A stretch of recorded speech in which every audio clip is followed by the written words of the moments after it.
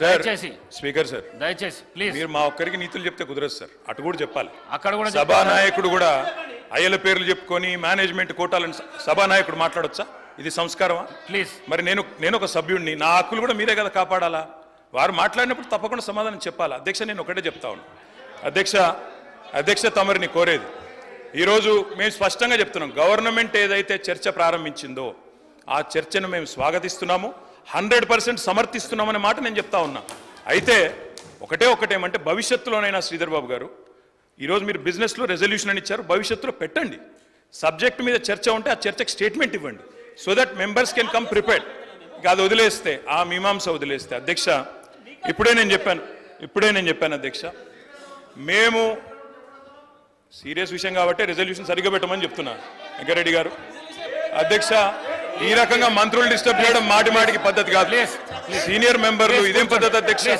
స్వాగతిస్తున్నామని చెప్తే మళ్ళీ ఈ రకంగా ఇబ్బంది పెట్టడం ఏంది?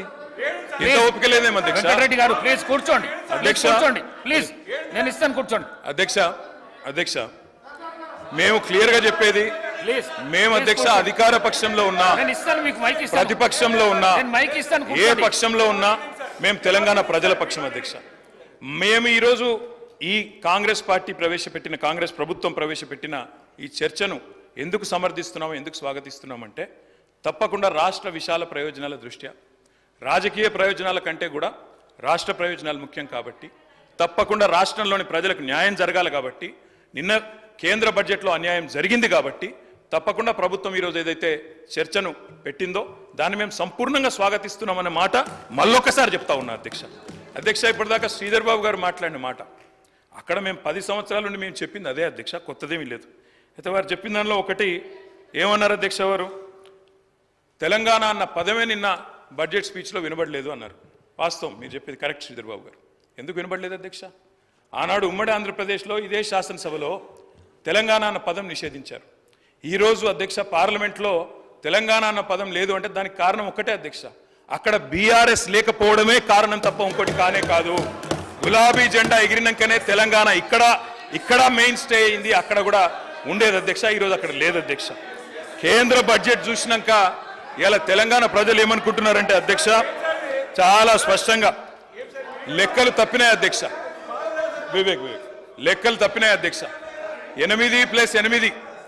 8+8 మామూలు గణితం అయితే 16 అధ్యక్ష, కానీ ఇవాళ 8+8 గుండు సున్నా అని తెలంగాణ ప్రజలు అనుకునే పరిస్థితి వచ్చింది అధ్యక్ష. ఇది వాస్తవం అధ్యక్ష. ఎందుకంటే తెలంగాణ గడ్డ మీద పుట్టిన ప్రతి బిడ్డకు కలిగిన భావన నిన్న కేంద్ర ప్రభుత్వ బడ్జెట్ చూసినాక ఈ 10 సంవత్సరాలు ఏదైతే అన్యాయం జరిగిందో అదే అన్యాయం కొనసాగింపుగా ముందుకు పోతా ఉంది అధ్యక్ష. కాకపోతే హాస్యాస్పదం ఏమంటే, మమ్మల్ని ఒక మాట అన్నారు అధ్యక్ష. ఏమన్నారు ముఖ్యమంత్రి గారు? ఏమన్నారు అధ్యక్ష?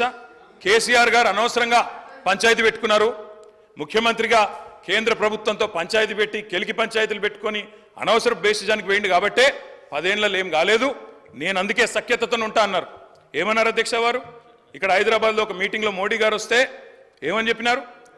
మాది కేంద్ర ప్రభుత్వంతో ఇప్పటి నుంచి బంధాలు, అనుబంధాలు, సత్సంబంధాలు ఉంటాయి, మోడీ గారు పెద్దన్న లాంటి వారు, బడే బాయ్, నేను చోటే బాయ్ అన్నారు అధ్యక్ష. అన్నాదమ్ముల అనుబంధం మంచి అద్భుతమైన సినిమా పండించిన వేదిక మీద ముఖ్యమంత్రి గారు. మరి ఏమైంది అధ్యక్ష? ఈరోజు ఏం జరిగింది అధ్యక్ష? తన దాకా వస్తే కానీ ఇవాళ శ్రీధర్ బాబు గారు మాట్లాడుతున్నారు సవతి తల్లి ప్రేమ, కక్ష, వివక్ష. మరి మేమేం చెప్పినాం అధ్యక్ష? మేం చెప్పింది కూడా గదే ఇన్ని రోజులు. ఇప్పుడు మీ దాకా వస్తే మీకు తత్వం అర్థమైంది, వాళ్ళు ఎట్లా వ్యవహరిస్తారో.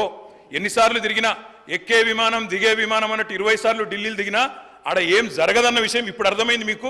ఇప్పటికైనా వాళ్ళ తత్వం బోధపడ్డందుకు చాలా సంతోషం అధ్యక్ష. కాకపోతే మాకు మీలాగా కొన్ని అలవాట్లు లేవు.